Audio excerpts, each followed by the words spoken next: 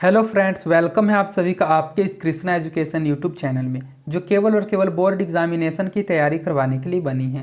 इसलिए इस चैनल को आपने अभी तक सब्सक्राइब नहीं किया तो इस चैनल को सब्सक्राइब कर दें और साइड के बेल नोटिफिकेशन को भी जरूर प्रेस कर दें, ताकि हमारी वीडियो का लेटेस्ट नोटिफिकेशन आप तक सबसे पहले पहुँच सके।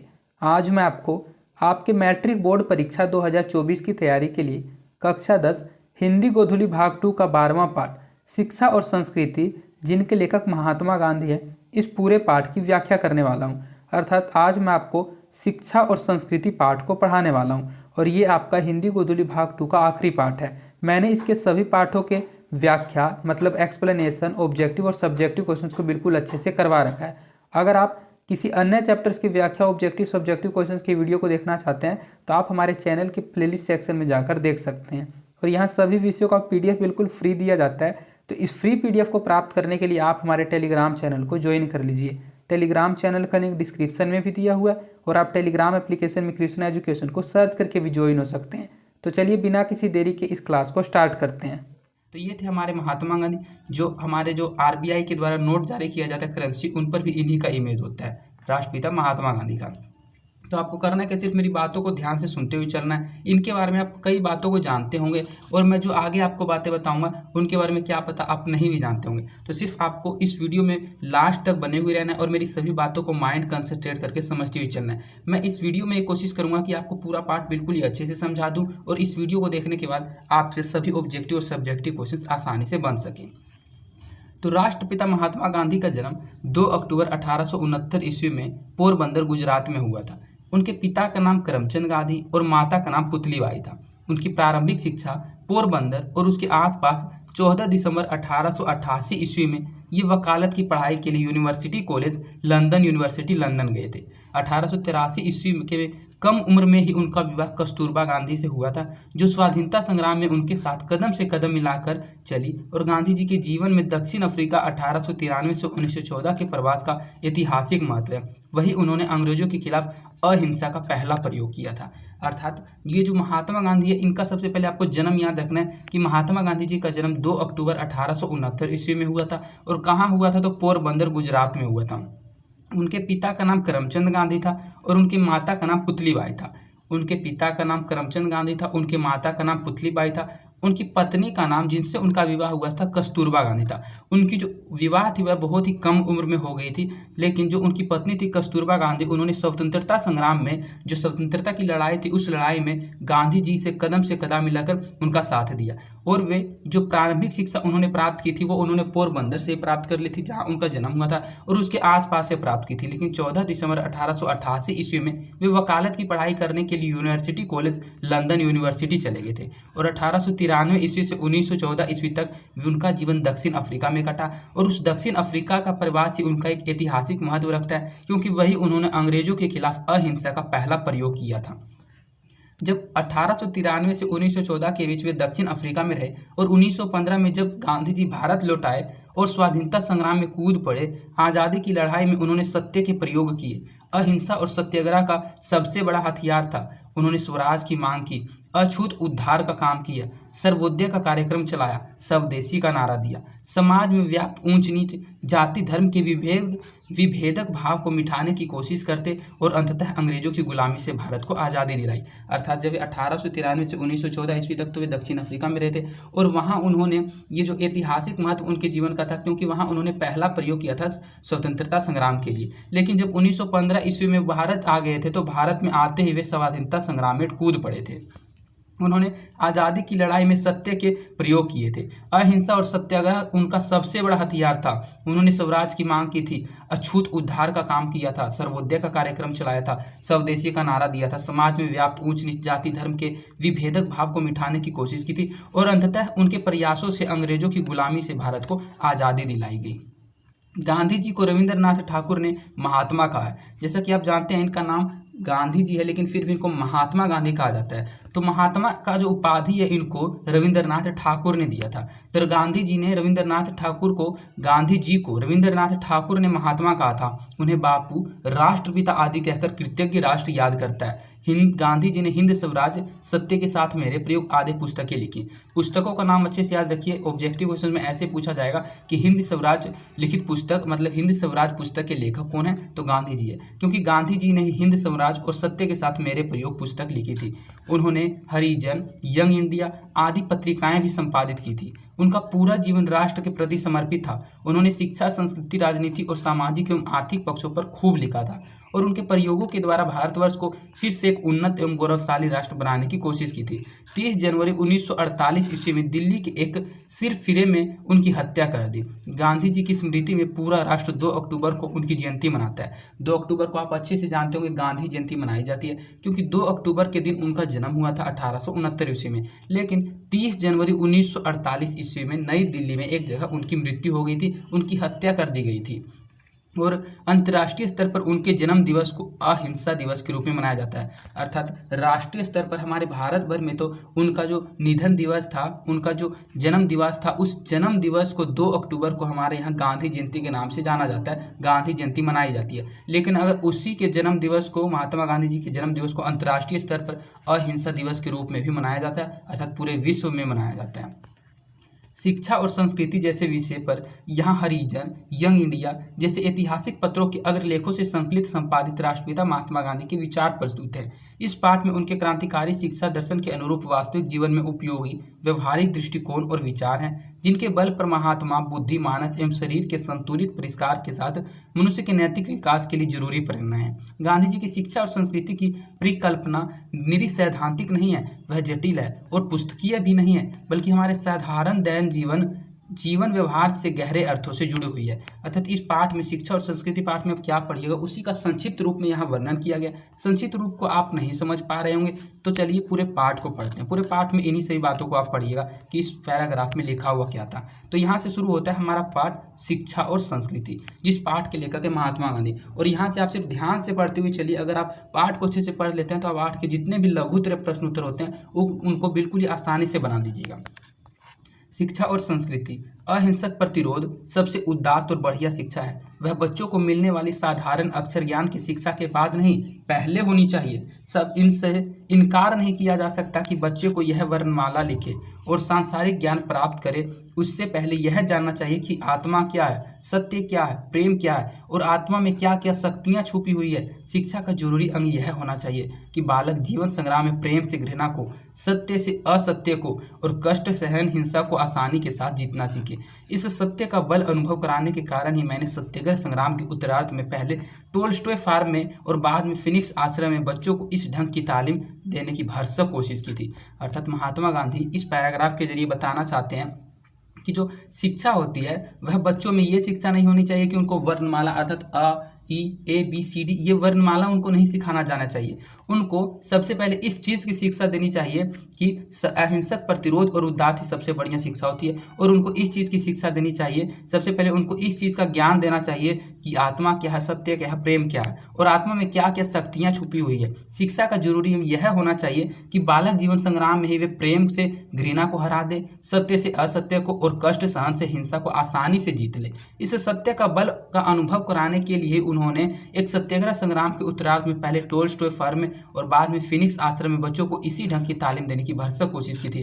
अर्थात उन्होंने 2 जगह अपनी पूरी कोशिश की थी कि इस तरह की शिक्षा मैं आगे वाली पीढ़ी के बच्चों को दे सकूं और उन्हीं के बारे में बताते हैं। मेरी राय में बुद्धि की सच्ची शिक्षा शरीर की स्थूल इंद्रियों में अर्थात हाथ, पैर, आंख, कान, नाक वगैरह का ठीक ठीक उपयोग और तालीम के द्वारा ही हो सकती है। दूसरे शब्दों में बच्चों द्वारा इंद्रियों का बुद्धिपूर्वक उपयोग उनकी बुद्धि के विकास का जल्द से जल्द और उत्तम तरीका है, परंतु शारीरिक और मस्तिष्क के विकास के साथ आत्मा की जागृति भी उतनी ही नहीं होगी तो केवल बुद्धि का विकास घटिया और एकांगी वस्तु ही साबित होगा। आध्यात्मिक शिक्षा से मेरा मतलब हृदय की शिक्षा है, इसलिए मस्तिष्क का जो ठीक ठीक और सर्वांगीण विकास तभी हो सकता है जब साथ साथ बच्चे की शारीरिक और आध्यात्मिक शक्तियों की भी शिक्षा होती रहे। अर्थात वे बताते हैं कि मेरी राय में जो बच्चों की शिक्षा होती है वो उनकी स्थूल इंद्रियों से होनी चाहिए और बच्चों में स्थूल जो इंद्रियां होती है वह होती है हाथ, पैर, आँख, कान, नाक वगैरह।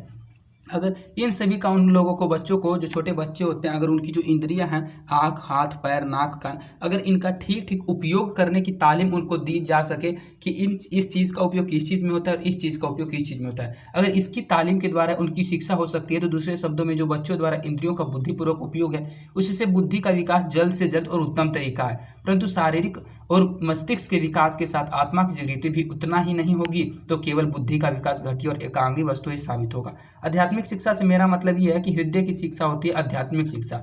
इसलिए मस्तिष्क का ठीक ठाक और सर्वांगीण विकास तभी हो सकता है जब साथ साथ बच्चे की शारीरिक और आध्यात्मिक शक्तियों की शिक्षा भी होती रहे। ये बातें अविभाज्य है। इसलिए इस सिद्धांत के अनुसार यह मान लेना कुतर्क होगा कि उनका विकास अलग अलग या एक दूसरे से स्वतंत्र रूप में किया जा सकता है। अर्थात ये जो बातें हैं, ये बातें एक प्रकार का कुतर्क बात है, क्योंकि इसमें किसी प्रकार का कोई तर्क ही नहीं है। इससे उनका जो विकास है वह अलग अलग होगा या फिर एक दूसरे से स्वतंत्र रूप में किया जा सकेगा।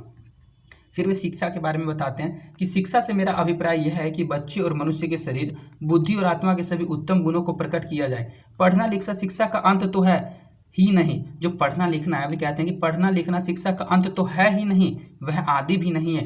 वह पुरुष और स्त्री को शिक्षा देने के साधनों में केवल एक साधन है। साक्षरता स्वयं कोई शिक्षा नहीं है। इसलिए तो मैं बच्चों की शिक्षा का प्रारंभ इस तरह करूंगा कि उसे कोई उपयोगी दस्तकारी सिखाई जाए, जिस क्षण में वह अपनी तालीम शुरू करे और उसी क्षण से उत्पादन का काम करके योग्य बना दिया जाए। अर्थात वे बताते हैं कि जो शिक्षा होती है, शिक्षा से मेरा सबसे पहले ये अभिप्राय है कि मनुष्य के शरीर की, बुद्धि और आत्मा के सभी उत्तम गुणों को प्रकट करना चाहिए, कि मनुष्य के शरीर के, बुद्धि में कौन कौन से उत्तम गुण हैं, उन गुणों को प्रकट करवाना चाहिए। पढ़ना लिखना शिक्षा का अंत तो है ही नहीं, यह आदि भी नहीं है, क्योंकि जो पुरुष और स्त्री को शिक्षा देने के साधनों में केवल एक साधन होता है। जो साक्षरता होती है वह स्वयं कोई शिक्षा नहीं है। इसलिए जो गांधी जी हैं, वे कहते हैं कि मैं तो बच्चे की शिक्षा का प्रारंभ इस तरह करूंगा कि उसको सबसे पहले कोई दस्तकारी सिखाई जाए। दस्तकारी कहा जाता है हाथ के कला को, तो सबसे पहले उसके हाथ की कला उनको सिखाया जाएगा, जिस क्षण से वह अपनी तालीम शुरू कर दे, अर्थात वह सीखना शुरू कर दे, और उसे सीख कर उसी क्षण से उत्पादन का काम भी शुरू कर दे और उत्पादन का काम करके योग्य बना दिया जाए, अर्थात वह अपने पैरों पर खड़ा हो जाए। ऐसा काम उनको सिखाना चाहिए। सिर्फ ये शिक्षा का मतलब यही होता है कि उनको, उनमें जो शारीरिक अंग है, इंद्रियां हैं, उनमें किसी प्रकार का कोई ज्ञान देना चाहिए। मेरे अनुसार इस प्रकार की शिक्षा पद्धति में मस्तिष्क और आत्मा का उच्चतम विकास संभव है। इतनी ही बात है कि आजकल की तरह प्रत्येक दस्तकारी केवल यांत्रिक ढंग से न सिखाकर वैज्ञानिक ढंग से सिखानी पड़ेगी, अर्थात बच्चे को प्रत्येक प्रक्रिया का कारण जानना चाहिए। मैं चाहता हूं कि सारी शिक्षा किसी दस्तकारी या उद्योगों द्वारा दी जाए। अर्थात वे कहते हैं कि मेरे मत के अनुसार अगर पूछा जाए तो जो शिक्षा पद्धति है वह मस्तिष्क और आत्मा का उच्चतम विकास संभव है। इतनी ही बात नहीं है कि जो आजकल के बच्चे हैं उनको हाथ की दस्तकारी, मतलब केवल हाथों का कला नहीं सिखाना चाहिए, उनको यांत्रिक ढंग से न सिखाकर वैज्ञानिक ढंग से सिखाना चाहिए। अर्थात बच्चों को प्रत्येक प्रक्रिया का कारण जानना चाहिए कि ये प्रक्रिया कैसे होता है और क्यों होता है। मैं चाहता हूं कि ये जो शिक्षा है वह सारी शिक्षा किसी दस्तकारी या उद्योगों के द्वारा उन लोगों को दिया जाए। ये प्रकार की शिक्षा उनके जीवन में आगे भी काम आएगी, वे ऐसा कहते हैं। आपको ये ध्यान में रखना चाहिए कि प्रारंभिक शिक्षा में सफाई, तंदुरुस्ती, भोजन शास्त्र, अपना काम आप करने और घर पर माता पिता को मदद देने वगैरह के मूल सिद्धांत शामिल हो। मौजूदा पीढ़ी के लड़कों को स्वच्छता और स्वावलंबन का कोई ज्ञान नहीं होता, वे शरीर में से कमजोर होते हैं। इसलिए मैं संगीत महत्वाद के जरिए आपको उनको अनिवार्य शारीरिक तालीम दिलवाऊंगा। अर्थात वे कहते हैं कि सबसे पहले तो आपको ये ध्यान में रखना चाहिए कि जो प्रारंभिक शिक्षा, उस प्रारंभिक शिक्षा में बच्चों को सफाई क्या होती है, तंदुरुस्ती क्या होती है, भोजन शास्त्र क्या होता है, ये चीज़ सिखाना चाहिए उन बच्चों को। और उनको प्रारंभिक शिक्षा में ये सिखाना चाहिए कि अपना काम अपने आप करें और घर पर माता पिता की मदद करें, और मदद देने के वगैरह मूल सिद्धांत भी उनमें शामिल हो। लेकिन जो मौजूदा पीढ़ी के लोग, लड़के हैं, मतलब जो वर्तमान पीढ़ी के लड़के हैं, उनमें तो स्वच्छता और स्वावलंबन का कोई ज्ञान ही नहीं होता है, वे शरीर से कमजोर होते हैं। इसलिए मैं संगीतमय कवायद के जरिए उनको अनिवार्य शारीरिक तालीम दिलवाऊंगा।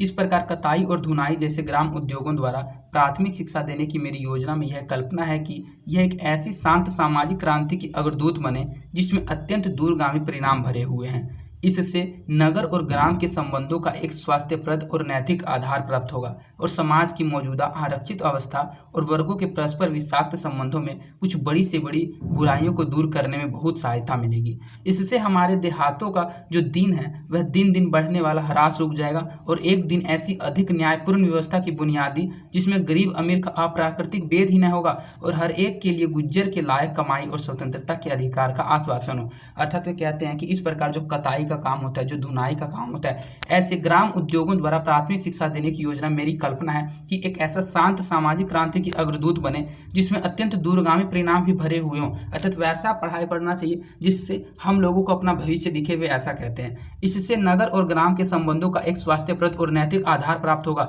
समाज की मौजूदा आरक्षित अवस्था और वर्गों के परस्पर विषाक्त संबंधों से कुछ बड़ी से बुरी बुराइयों को दूर करने में जो बहुत सहायता मिलेगी। इससे हमारे देहातों का जो दिन है वह दिन दिन बढ़ने वाला ह्रास रुक जाएगा और एक दिन एक ऐसी अधिक न्यायपूर्ण व्यवस्था की बुनियादी होगी जिससे गरीब अमीर का जो अप्राकृतिक भेद है वह भेद ही मिट जाएगा और हर एक के लिए गुज्जर के लायक कमाई और स्वतंत्रता के अधिकार का आश्वासन हो। और यह सब किसी भयंकर और रखचरित और यह सब जो है ये सब चीज़ें किसी भयंकर और रखचरित वर्गीय अथवा बहुत प्याली भूंजी के बहुत भारी पूंजी के व्यय के बिना भी हो जाएगा। अर्थात ये सब जो मैं काम बता रहा हूँ, अगर इन कामों को लोग करना चाहें गाँव में तो ये काम बिना किसी भारी पूंजी के और बिना किसी खर्चे के भी हो जाएगा। भारत जैसे विशाल देश का यंत्रीकरण किया गया तो इन दोनों बातों में से एक तो जरूर होगी। मेरी योजना में विदेशों से मंगाई हुई मशीनरी या वैज्ञानिक और यांत्रिक दक्षता पर लाचार होकर निर्भर करने की जरूरत नहीं पड़ेगी। आखिर यह बात है कि बड़े बड़े विशेषज्ञों की बुद्धि जरूरत न होने के कारण एक तरह से जनसाधारण के भाग्य का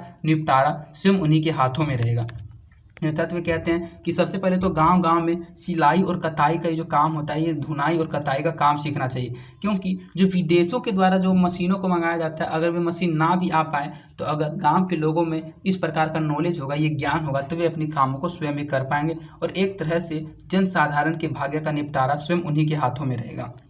जब भारत को स्वराज्य मिल जाएगा तब शिक्षा का क्या ध्येय होगा? चरित्र निर्माण, साहस, बल, सदाचार और बड़े लक्ष्य के लिए काम करने में आलस उत्सर्ग की शक्ति का विकास कराने की कोशिश करूंगा। यह साक्षरता से ज़्यादा महत्वपूर्ण है। किताब ज्ञान तो उस बड़े उद्देश्य का एक साधारण मात्र है। अर्थात वे कहते हैं कि जब भारत को स्वराज्य मिल जाएगा, जब भारत आज़ाद हो जाएगा, जब उसको स्वराज्य मिलेगा, तब शिक्षा का क्या ध्येय होगा? चरित्र निर्माण होगा, साहस होगा, बल होगा, सदाचार होगा और बड़े लक्ष्य के लिए काम करने में आलोत्सर्ग की शक्ति का विकास कराने की कोशिश करूंगा। यह साक्षरता से बहुत ज़्यादा महत्वपूर्ण है। किताबी ज्ञान तो उस बड़े उद्देश्य का एक मत साधारण मात्र है। अर्थात आपके जीवन में जो उद्देश्य है, उस उद्देश्य को प्राप्त करने के लिए जो किताबी ज्ञान है, ये किताबी ज्ञान तो सिर्फ और सिर्फ एक साधन मात्र है। इसके अलावा जो साक्षरता है, वो साक्षरता सबसे ज़्यादा महत्वपूर्ण रखती है। जिस साक्षरता के बारे में आपने पहले पढ़ा कि आप में जो इंद्रियां हैं, उन इंद्रियों को कैसे उपयोग में लाना है, उसके बारे में सबसे पहले आपको ज्ञान लेना जरूरी है। मेरा ख्याल है कि अगर व्यक्तिगत चरित्र निर्माण करने में हम सफल हो जाएंगे तो समाज अपना काम आप संभाल लेगा। जिस प्रकार जिन व्यक्तियों का विकास हो जाएगा उनके हाथों में समाज के संगठन का काम खुशी से सौंप दूंगा। अर्थात वे कहते हैं कि मेरा ख्याल है, मेरा विचार है कि अगर कोई व्यक्ति अपने चरित्र निर्माण करने में सफल हो जाएगा तो समाज अपना सभी का सभी काम अपने आप ही संभाल लेगा। इस प्रकार जिन व्यक्तियों का विकास हो जाएगा उनके हाथों में जो समाज के संगठन का काम है, वो काम मैं बिल्कुल खुशी से सौंप दूंगा। मैं चाहता हूं कि उस भाषा अंग्रेजी में और इस तरह संसार की अन्य भाषाओं में जो ज्ञान भंडार भरा पड़ा है उसे राष्ट्र अपने ही देसी भाषाओं के द्वारा प्राप्त करे। मुझे रविंद्रनाथ की अपूर्व रचनाओं की खूबियां जानने के लिए बांग्ला सीखने की जरूरत नहीं, वे मुझे अच्छे अनुवादों से मिल जाती है। गुजराती लड़के और लड़कियों को टोल्स्टॉय की छोटी छोटी कहानियां से लाभ उठाने के लिए किसी रूसी भाषा सीखने की आवश्यकता नहीं, वे तो उन्हें अच्छे अनुवादे के जरिए सीख लेते हैं। अंग्रेजों को यह गर्व है कि संसार में जो उत्तम साहित्य उत्पन्न होता है वह प्रकाशित होने के एक सप्ताह के भीतर सीधी सादी अंग्रेजी में इस राष्ट्र के हाथों में आ जाता है। शेक्सपियर और मिल्टन ने जो कुछ सोचा, तो ये इस पैराग्राफ के जरिए बहुत बड़ी बात बताना चाहते हैं कि जो भाषा अंग्रेजी भाषा है, जो कि अंतर्राष्ट्रीय भाषा अभी है, आप जानते हैं, तो मैं चाहता हूं कि जो भाषा है अंग्रेजी, वह इसी तरह संसार की अन्य भाषाओं में भी ज्ञान भंडार भरा पड़ा है, उसे राष्ट्र अपनी ही देसी भाषाओं के द्वारा प्राप्त करे।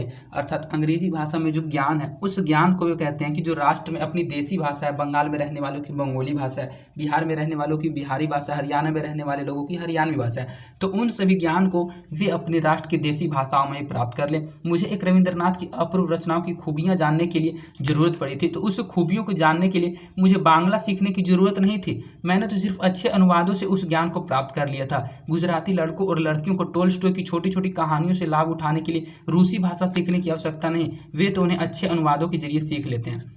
अर्थात किसी भी चीज़ को सीखने के लिए उस नॉलेज का ज्ञान होना जरूरी नहीं है, उस लैंग्वेज का नॉलेज होना जरूरी नहीं है, आप उस चीज़ को अनुवाद के जरिए भी सीख लेते हैं। अंग्रेजों को यह गर्व है कि संसार में जो उत्तम साहित्य उत्पन्न होता है वह प्रकाशित होने के 1 सप्ताह के भीतर सीधी सादी अंग्रेजी में इस राष्ट्र के हाथों में आ जाता है। शेक्सपियर और मिल्टन ने जो कुछ सोचा या फिर लिखा है उसके उत्तम भाग को प्राप्त करने के लिए मुझे अंग्रेजी सीखने की ज़रूरत क्यों है। अर्थात जो शेक्सपियर ने अंग्रेजी भाषा में या फिर मिल्टन ने कुछ उत्तम बात को लिखा है, उस उत्तम भाग को प्राप्त करने के लिए क्या मुझे अंग्रेजी सीखने की ज़रूरत है। यह अच्छी मितव्यता होगी यदि हम विद्यार्थियों का एक अलग वर्ग ऐसा रख दें जिसका काम यह हो कि संसार की भिन्न भिन्न भाषाओं में से सीखने की उत्तम नाते वह जान ले और उसके अनुवाद देसी भाषाओं में करके देता रहे। अर्थात वह कहता है कि इसमें जो मैं टाइम वेस्ट करूँगा, मितव्यता होगी है कि मैं अपना समय खर्च करूँगा अंग्रेजी सीखने में सिर्फ और सिर्फ शेक्सपियर के उत्तम भाग को पढ़ने के लिए। उससे अच्छा है कि मैं विद्यार्थियों का एक अलग ऐसा वर्ग ही खोल दूं जिसका काम ही यह हो कि संसार के भिन्न भिन्न भाषाओं को वह सीखे और उत्तम नाते वह यह जान ले और उसके अनुवाद को देसी भाषाओं में करके देता रहे। अर्थात वह चाहता है, गांधी जी चाहते थे कि उनके विद्यार्थियों में एक ऐसा अलग वर्ग खोल दिया जाए जिस वर्ग में इस तरह के ही बच्चे को एडमिशन दिया जाए जो संसार के भिन्न भिन्न भाषाओं को सीख ले और सरकार के भिन्न भिन्न भाषाओं को सीख कर उन संसार की भिन्न भिन्न भाषाओं को अनुवाद करके देसी भाषाओं में अपने लोगों को देता रहे। यह बात मेरे विचार में भी नहीं आ सकती कि हम कूप मंडूक बन जाएं या अपने चारों ओर दीवारी खड़ी कर लें। मगर मेरा नम्रतापूर्वक यह कथन जरूरी है कि दूसरी संस्कृतियों की समझ और केंद्र स्वयं अपनी संस्कृति की कदर होने की उसे हजम कर लेने के बाद होनी चाहिए, पहले परगिज नहीं। मेरा दृढ़ मत है कि कोई संस्कृति इतने रत्न भंडार से भरी हुई नहीं है जितनी हमारी अपनी संस्कृति है। हमने उसे जाना नहीं है, हमें तो उसके अध्ययन को तुच्छ मानना और उसका मूल्य कम करना सिखाया गया है। हमने उसके अनुसार जीवन को बिताना छोड़ दिया है। उसका ज्ञान हो मगर उस पर अमल न किया जाए तो मसाले में रखी हुई लाश जैसी है जो शायद दिखने में सुंदर हो परंतु उससे कोई प्रेरणा या पवित्रता प्राप्त नहीं होती। अर्थात वे कहते हैं कि मेरे बात में जो विचार है यह विचार कभी भी नहीं आ सकती क्योंकि हमारे यहाँ जो संस्कृति है वह संस्कृति अनेक रत्न भंडार से भरी पड़ी हुई है। हमारी जो अपनी संस्कृति है इसको तो हम लोगों ने कभी जाना ही नहीं है कि हमारी संस्कृति क्या है, हमारा कल्चर क्या है, हमारे जो सिविलाइजेशन है वो क्या है। हमें तो सिर्फ और सिर्फ इसके अध्ययन को तुच्छ माना गया है और इसका मूल्य कम करना सिखाया गया है। हमने इसके अनुसार जीवन को बिताना ही छोड़ दिया है। लेकिन उसका ज्ञान हो मगर उस पर हम लोगों को कभी अमल न किया जाए, वह मसाले में रखी हुई लाश जैसी है जो शायद दिखने में सुंदर हो परंतु उससे हम लोगों को कोई भी प्रेरणा या पवित्रता प्राप्त नहीं हो सकती। मेरा धर्म यहाँ पर आग्रह करता है कि स्वयं अपनी संस्कृति को हृदय अंकित करके उसके अनुसार विचरण आचरण किया जाए, क्योंकि वैसा न किया जाएगा तो उसका परिणाम सामाजिक आत्महत्या होगा और वहाँ दूसरी संस्कृतियों को तुच्छ समझने या उसकी अपेक्षा करने में निषेध भी करता है। अर्थात अगर आप किसी अपनी संस्कृति को नहीं समझ पाएंगे तो जो दूसरी की संस्कृतियाँ होती हैं उनको भी तुच्छ समझने या उनकी उपेक्षा करने में निषेधता भी यह करता है अपनी संस्कृति को न समझने में। कोई भी संस्कृति जिंदा नहीं रह सकती अगर वह दूसरों का बहिष्कार करने की कोशिश करती है। इस समय भारत में शुद्ध आर्य संस्कृति जैसे कोई मौजूद नहीं है। आर्य लोग भारत के ही रहने वाले थे या जबरन यहाँ आ घुस गए थे, इसमें मुझे बहुत दिलचस्पी नहीं है। अर्थात कोई भी संस्कृति हो वह जिंदा नहीं रह सकती अगर वह दूसरों की संस्कृति का बहिष्कार करने की कोशिश करे। अर्थात जो हमारी संस्कृति है, हम अपने संस्कृति को जिंदा रखना चाहते हैं लेकिन हम दूसरे के लोगों की संस्कृति का बहिष्कार करना चाहते हैं तो हमारी संस्कृति भी जिंदा नहीं रह सकती। और उसी के उदाहरण में बताते हैं कि इस समय भारत में शुद्ध आर्य संस्कृति जैसी कोई चीज़ ही मौजूद नहीं है, क्योंकि जो आर्य संस्कृति थी वह प्राचीन काल में भारत में बहुत अधिक थी। आर्य लोग भारत के ही रहने वाले थे या फिर जबरन यहाँ आ घुसे थे, इसमें मुझे कोई बहुत दिलचस्पी नहीं है। मुझे तो जिस बात में दिलचस्पी है वह है कि पूर्वज एक दूसरे के साथ बड़ी आज़ादी के साथ मिल गए और मौजूदा पीढ़ी वाले इस लोग में उस मिलावट की ही उपज है। मैं नहीं चाहता कि घर के चारों ओर दीवारें खड़ी कर दी जाएं, मेरी खिड़कियां बंद कर दी जाए। मैं चाहता हूं कि सब देशों की संस्कृतियों की हवा मेरे घर के चारों ओर अधिक से अधिक स्वतंत्रता के साथ बहती रहे, मगर मैं उनमें से किसी के झोंके में उड़ नहीं जाऊंगा। मैं चाहूंगा कि साहित्य में रुचि रखने वाले हमारे युवा स्त्री पुरुष जितना चाहे अंग्रेजी और संस्कार की दूसरी भाषाएं सीखें और फिर उनसे यह आशा करूंगा कि वे अपनी विद्वता का लाभ भारत और संस्कार को इस तरह दे जैसे बोस राय या फिर स्वयं कविवर दे रहे हैं। अर्थात वे कहते हैं कि मैं ऐसा कभी भी नहीं चाहता कि घर के चारों ओर की जो मेरी दीवारें हैं वे खड़ी कर दी जाएं, मेरी खिड़कियां बंद कर दी जाएं। मैं तो ये चाहता हूं कि सब देशों की संस्कृति, अर्थात जो सभी देश की अपनी अपनी कल्चर होती है, सभी देशों का अपना अपना एक संस्कृति होता है, तो सभी देशों की संस्कृतियों की हवा मेरे घर के चारों ओर अधिक से अधिक स्वतंत्रता के साथ बहती रहे। क्योंकि उनमें से मैं किसी के भी झोंके में उड़ नहीं जाऊंगा। मैं चाहूंगा कि साहित्य में रुचि रखने वाले जो युवा स्त्री पुरुष हैं वो जितना चाहे अंग्रेजी सीखे और संस्कार की दूसरी भाषाएं भी सीखें। अर्थात वे इन सभी बातों को जो आपने पहले पढ़ा उन बातों से वे ये नहीं कहना चाहते हैं कि आप अंग्रेजी नहीं सीखे, वे कहते हैं कि आप जितना चाहे उतना अंग्रेजी सीखिए और संस्कार की दूसरी भाषाओं को भी सीखिए। लेकिन फिर उनसे सिर्फ आशा यही रखूंगा कि वे अपनी विद्वता का लाभ भारत और संसार को उसी तरह देते रहे जैसे कि बोस राय और स्वयं कविवर दे रहे हैं। क्योंकि जो कवि होते हैं वे देश के अलग अलग देशों के भाषाओं को सीखे हुए रहते हैं और उन भाषाओं के जरिए भारत के लोग को लाभ देते हैं। लेकिन मैं यह नहीं चाहूँगा कि जो भारतवासी है वह अपनी मातृभाषा को भूल जाए। अर्थात मैं ये भी नहीं चाहूँगा कि अगर आप देश की अंग्रेजी भाषा को अलग अलग देशों की अलग अलग भाषाओं को सीखते हैं तो आप भारतवासी हैं तो अपने मातृभाषा को नहीं भूल जाएं, उसकी उपेक्षा करें, अर्थात उसको कम समझें, उस पर शर्मिंदा हो या यह अनुभव करें कि अपनी खुद की देसी भाषा में विचार नहीं कर सकता, अपने उत्तम विचार प्रकट नहीं कर सकता, मेरा धर्म कैद खाने का धर्म नहीं है। अर्थात अगर आप ज़्यादा अंग्रेजी सीख जाते हैं तो आप ऐसा कभी भी अनुभव न करें, अपने आप को कभी भी शर्मिंदित न हो कि मैं अपनी खुद की देसी भाषा में अपने सभी विचारों को प्रकट नहीं कर सकता, अर्थात मैं अपनी देसी भाषा में मेरे मन में जो विचार है जो बात है उसको नहीं बता सकता, या फिर मेरा धर्म जो है वह कैद खाने का धर्म नहीं है। ऐसा विचार आप कभी भी ना करें। भारतीय संस्कृति उन भिन्न भिन्न संस्कृतियों के सामंजस्य की प्रतीक है जिनके हिंदुस्तान में पैर जम गए हैं, जिनका भारतीय जीवन पर प्रभाव पड़ चुका है और जो स्वयं भी भारतीय जीवन से प्रभावित हुई है। यह सामंजस्य कुदरती तौर पर स्वदेशी ढंग का होगा जिसमें प्रत्येक संस्कृति के लिए अपना उचित स्थान सुरक्षित होगा। वह अमेरिकी ढंग का सामंजस्य नहीं होगा जिसमें एक प्रमुख संस्कृति बाकी संस्कृतियों को ही हजम कर लेती है और जिसका लक्ष्य मेल की तरफ नहीं बल्कि कृत्रिम और जबरदस्ती की एकता की ओर है।